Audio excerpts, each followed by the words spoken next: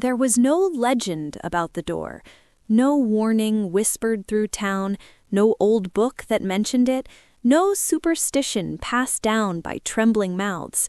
It did not appear for the curious, or the brave, or the desperate. It appeared only when someone had stopped asking for it. Chapter 1. The Night the City Went Quiet. The city learned how to be quiet after midnight, not the gentle quiet of sleep, but the hollow kind, where even the streetlights seemed unsure whether they should stay awake. Buses no longer passed, shop windows reflected nothing but themselves. The air carried the smell of rain even when no clouds threatened. That was when Mira walked. She did not walk because she wanted to. She walked because standing still made her feel like she might break apart. Her coat hung heavier than it should have, pockets full of things she never used anymore, an old transit card, a key that fit no lock, a folded note she had read so many times the creases had worn thin. She walked past places she used to love, a cafe where laughter once felt permanent, a bookstore that had closed quietly without saying goodbye, an apartment building where the windows now belonged to strangers. She had learned the art of not looking up. Looking up meant remembering, and remembering had teeth. Chapter 2. The Place It Shouldn't Have Been. Mira didn't notice the alley at first. She had passed this street dozens of times, she was sure of it. There had never been an alley there, just brick, just shadow, just absence. But tonight, something interrupted the brick. A door. It stood alone, set into nothing. No wall, no frame, just old, dark wood rising from the pavement as if the street itself had grown it. The door was tall and narrow, carved with faint lines that might once have been ivy, or veins, or handwriting worn smooth with time. Its handle was iron, cold-looking even from a distance.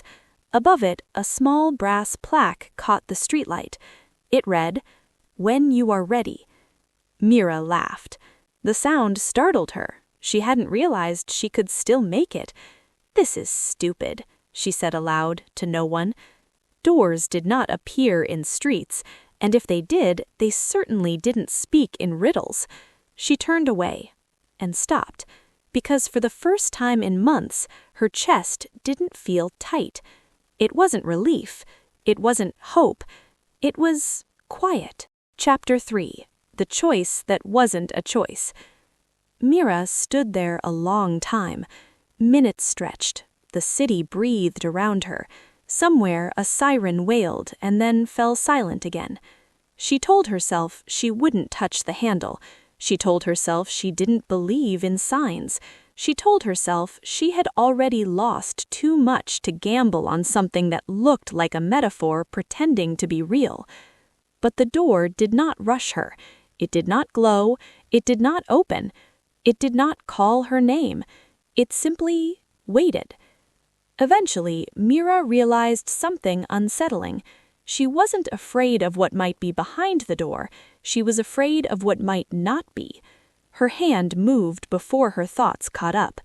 The iron handle was cold, painfully so, but solid, real.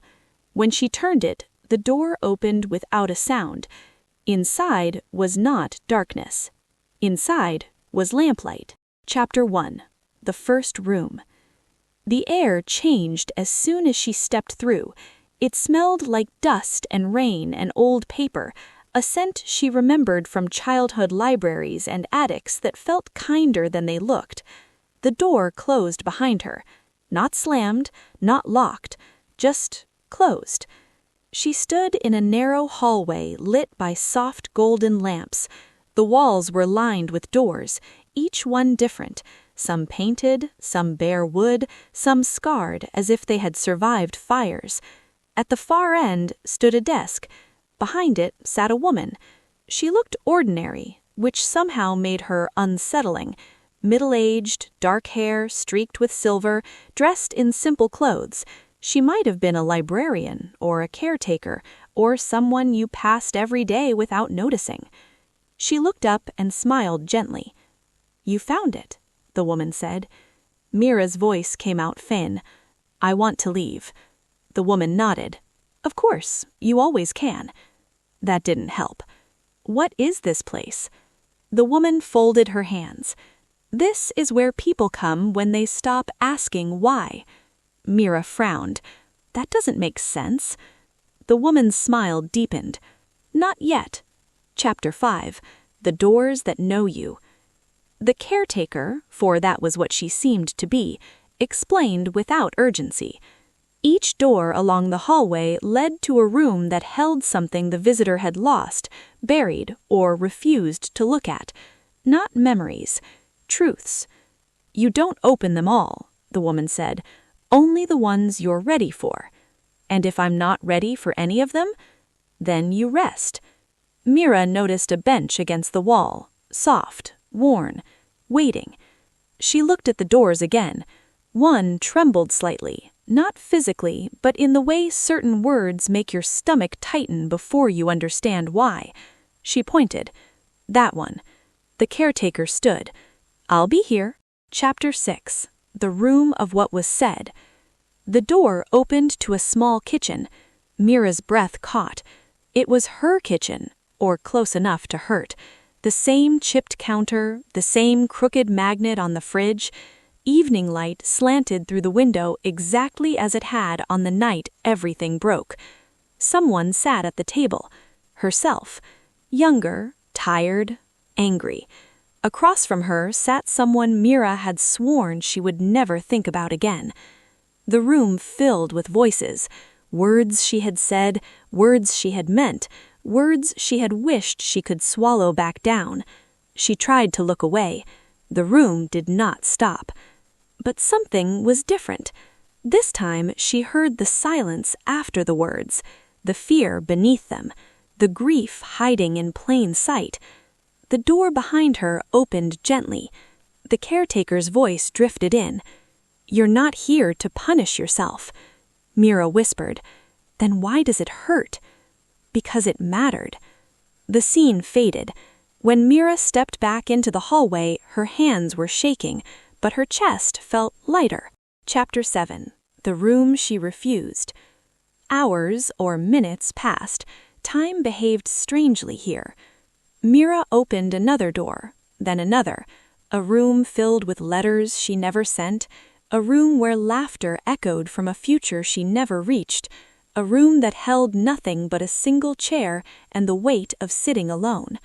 She avoided one door. It stood darker than the others, its surface scarred as if something had tried to claw its way out. The plaque read nothing.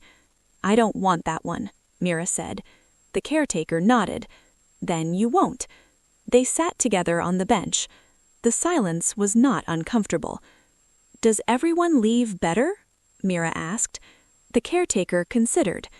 "Everyone leaves truer." Mira swallowed. That night, she slept. Chapter 8. The Door That Wasn't Locked. When Mira awoke, the hallway had changed. Some doors were gone, others stood further apart, and the scarred door now stood open. Inside was a forest. Not wild, but waiting. Tall trees rose into mist, their branches arching like cathedral ceilings. Soft light filtered down as if the sky itself had learned patience. At the forest's center stood another door. This one was familiar. Her chest tightened. "This isn't fair," she whispered. The caretaker stood beside her. "You didn't come to be spared."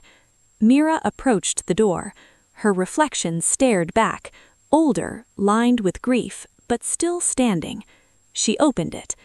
Inside was a small, empty room.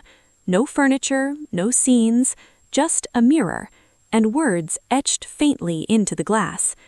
"You did the best you could with what you knew." Mira collapsed. She cried for the years she had spent believing survival was failure. She cried for the version of herself that thought strength meant silence. She cried because no one had ever told her she was allowed to stop punishing herself. When she finally stood, The words had changed. You are ready to go back. Chapter 10. The door closes. Mira returned to the first hallway. Only one door remained, the original one. The caretaker walked her there. Will I remember this place? Mira asked. The caretaker smiled softly. Not like this. And you? I asked. I stay until someone else stops asking why. Mira stepped through. Chapter 11. Morning. The city was still. The door was gone. In its place was brick. But Mira stood differently now. Her coat felt lighter. The folded note in her pocket no longer cut when she touched it. She walked home as dawn stretched pale gold across the sky, and for the first time in a long while, she looked up. Chapter 12. Epilogue. Years later, someone else would find the door. In a different city, on a different night, with a different kind of ache, and somewhere the caretaker would look up and smile. Because the door never appears when you are searching. It appears when you are ready to stop running.